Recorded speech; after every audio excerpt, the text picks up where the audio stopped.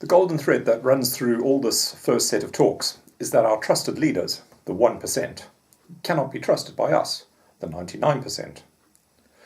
Although many people sort of think they know that anyway, very few understand how very much our trusted leaders cannot be trusted and how very serious this particular problem is. The evidence for it is blindingly obvious. All we need to do is look at the state of our planet. The fact that it's on the brink of ecological and environmental collapse.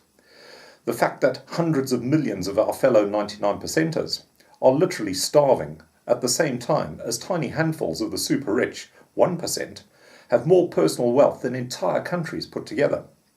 And the fact that we have permanent war permanently imposed on us. All of this is directly attributable to our great trusted leaders, the 1%. In this talk, I'll be focusing on a specific group of leaders, priests. This is because religion is still a powerful force in most parts of the world. Except for communist countries, the priests have always been, and still are, intimately connected to the upper echelons of the ruling elite. In Britain's ancient House of Lords, for example, about 3% of the seats are permanently reserved for the highest-ranking officials of the Church of England, which might not sound like much, but it's deeply symbolic of how deeply rooted religion is in our nation's subconscious. And most of our state ceremonies include a role for priests, to suggest approval of the proceedings by God himself. Here in Britain, it's the Protestant Church that wields the most influence. In Italy, it's the Catholic Church. In Iran, it's Islam. In occupied Palestine, it's Judaism. In Delhi, it's Hinduism, and so on. Sometimes the influence of the priests is constitutional, such as here in the UK, and other times it's more indirect, such as in the United States, where open corruption of political figures by rich individuals and organisations such as religious bodies is completely normal and routine. Although some people might think that the role of religion in modern first world countries is now almost non-existent, I would suggest those people don't really understand how religion is used by the 1% as a powerful tool to stoke up the considerable tensions that exist in occupied Palestine, say, or in Northern Ireland, or parts of Scotland even, let alone major conflict zones, such as the wider Middle East, or in India. The American activist Gloria Steinem once said, "The truth will set you free, but first, it'll really piss you off." There are few better examples of the truth of those words than religion. Although I've known the truth about religion for many years now, it still manages to piss me off. Mostly because that truth is still, to this day, routinely suppressed. And the lies about it are still vigorously and routinely promoted. It's not that long ago when I could have been executed for making this film. There are parts of the world today where I could still be killed for doing so. Not by some furious supernatural being who's been personally insulted by my blasphemous words, but by very ordinary human beings who see their earthly powers and authority being challenged and threatened. Over 150 years ago, a very famous book was published. It was a book which nearly everyone has heard of. It was The Origin of Species by Charles Darwin. It had an almost explosive effect from the moment of its publication. Almost unbelievably, it is still having an explosive effect. The reason for that reaction is the fact that Darwin's book proved beyond any reasonable doubt that another well-known book, the Bible, isn't worth the paper it's written on. It was never Darwin's intention to do that. He was just a simple natural scientist who merely wanted to publish the results of years of animal research he had been doing. But he knew very well what would happen if his work was published, and it terrified him. So for many years, he just kept quiet and sat on his results. Like I said, Darwin never wanted to upset anyone, never intended that his work should challenge the religious establishment in any way. The problem for him was that his work consisted of carefully catalogued scientific facts, facts which directly contradicted religious orthodoxy concerning the beginnings of mankind. The only way he could avoid conflict was by keeping quiet. But he didn't. He eventually published, because others, such as Alfred Wallace, were also independently discovering the same truths that Darwin had found. And Darwin's pride wouldn't let him see new arrivals on the scene take the credit for discoveries that he had already made many years earlier. The effects of Darwin's decision to publish are still reverberating around the world today, especially in the United States, which likes to think of itself as the most advanced nation on the planet. The reason for that apparent paradox is basically why I'm doing this talk. Why is it that the most powerful, supposedly most advanced and enlightened country on earth is still being rocked by the effects of the same superstitious ignorance that so terrified Darwin 150 years ago? 65 years before Darwin's famous work saw the light of day, another awesome book was published. Today, very few people have even heard of it, let alone read it. It's called The Age of Reason. It was written by arguably the greatest Englishman who ever drew breath, Tom Paine, who, like his work, is also largely unheard of today, as history slowly performs its ancient function of airbrushing from its records the work of those who interfere with the designs of the planet's rulers. Age of Reason is simply devastating. There's no other word for it. Unlike Darwin, whose far more famous book only confronted religion by accident, Paine's work takes it head on, and page by page he effectively destroys the Bible, using no more than cool reason and hard logic to point out some of the numerous inconsistencies and contradictions that fill its pages. It isn't possible for a rational person to read Paine's awesome work and continue to take the Bible seriously.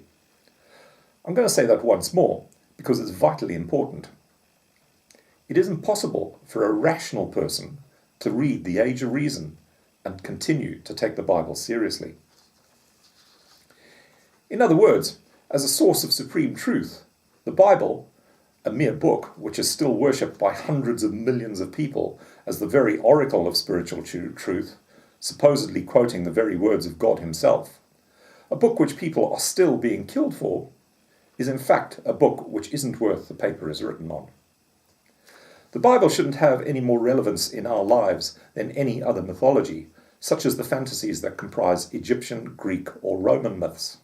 Because, just like those early myths, the Bible has little more bearing on reality and truth than an ordinary children's fairy tale. And of course, every other supposedly great religious book is pretty much equally worthless as a source of spiritual truth for exactly the same reasons. It's not the purpose of this talk to reinvent the wheel or go into the detail of the fine work that Darwin and Paine did many decades ago. I fully accept the evidence of their work and have no intention of repeating what they have already proven beyond reasonable doubt.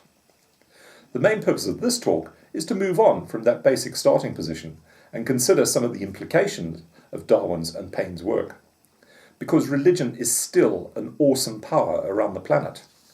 Yet the hard, inescapable fact is that religion, all religion, is built on quicksand. It's still a dangerous mix of fantasy, illusion, and outright lies. I grew up in a town called Bulawayo, which is in modern-day Zimbabwe. But once, not very long ago, it was the home of the much-feared Matabele kingdom. Before the arrival and so-called civilizing effect of Christian priests, the pagan witch doctors of the Matabele would, from time to time, hold something they called smelling out ceremonies. The king's mighty army would be called to assemble the witch doctors, who were the priests of the tribe, who would go around each and every one of the warriors, literally sniffing the air around them, supposedly to see if evil spirits had taken control of them. Of course, only the witch doctors had this magical ability, and if they said some luckless warrior had been so infected, he was immediately executed. Such was the power of these Matabele priests. A mere 100 years or so later, when I was growing up in the exact same area where these pagan practices had taken place, I had a next-door neighbour who was about a year or two older than me, and who was my best friend. He was also a Jehovah's Witness.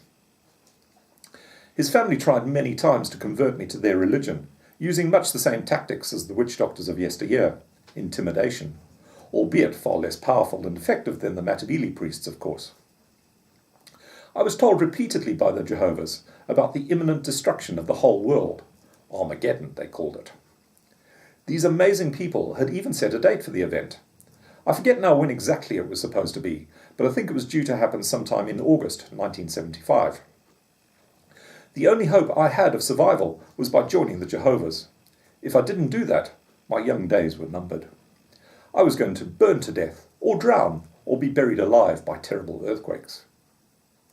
In the late 60s and early 70s, when these tales of impending doom became ever more frenzied, the Jehovah's became so convinced that the end of the world was so very near that they refused to plan for events beyond 1975, believing it pointless to do so. My best friend had been made to leave school early and start working for his father, because there was obviously no point in him getting a secular education for a world that was on the point of annihilation. I also remember some young friends of their family, also Jehovah's, who got married a year or so before the dreaded event was due. The happy couple never bothered buying a new house, and their little rented flat was sparsely furnished, for the simple reason that it was all going to go up in smoke in a few months' time, so there was no point in wasting money on it. August 1975 came and went, of course, and the world kept on doing what it's been doing for billions of years. You'd think a rational person would have learnt a lesson from that experience. You'd think that would be enough to put an end to the Jehovah's once and for all, that they'd quietly pack up their tents and shuffle off with red faces into the sunset. But no, as many people are no doubt aware, the Jehovah's are still very much alive and well, and still peddling their same old rubbish.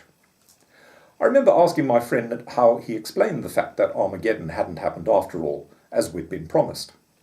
Without missing a beat, he told me it was because God had changed his mind, and because God could do anything he liked, the Jehovah's simply rejoiced in their delivery, and just carried on with business as usual. It's almost impossible to reason with people like that. I used to love a good argument about religion with whichever bunch of religious fanatics turned up at my door, but I just can't be bothered anymore. How do you reason with people who cannot see that the very source of their argument, the Bible, was convincingly discredited as fallacious rubbish hundreds of years ago? However, Christian fanatics are not the only people who resort to open intimidation and who fail to see their religions are entirely built on quicksand. Not by a very long way. Within days of the devastating tsunami that killed hundreds of thousands of people in Southeast Asia in 2004, Islamic priests began turning up around isolated villages in Indonesia. No doubt some provided real consolation to the stunned survivors, but there were others who tore into the numb, grief-stricken people, some of whom had just lost their entire families to the sea, and angrily blamed them for the disaster. The priests ranted that the people had been justly punished by God for living decadent lives, for not attending the mosque often enough. 5 years later, most of the surviving villagers had fallen into line again and resumed their dutiful regular visits to mosques, and arrogant religious police strutted around idyllic beaches, berating teenage girls for the sin of wearing jeans, or they ordered courting couples to sit further apart from each other, actions which supposedly prevent tsunamis. This was how Islam dealt with one major disaster. Today, the power of religion in the Islamic world is truly terrifying, with the priests having the same powers of life and death over people as Christian priests enjoyed for 1,000 years or more during medieval times and through the Inquisitions. Indeed, the very word witch hunt derives from those dark days. Throughout its long and bloody history, Christianity's great trusted leaders routinely blamed natural disasters on the spiritual wickedness of their flocks, as did countless pagan priests long before them, supposedly to appease mythical gods, but in reality just to use the awesome power of sheer naked terror in order to reinforce the continued submission of brainwashed people to the will of their ruling 1%.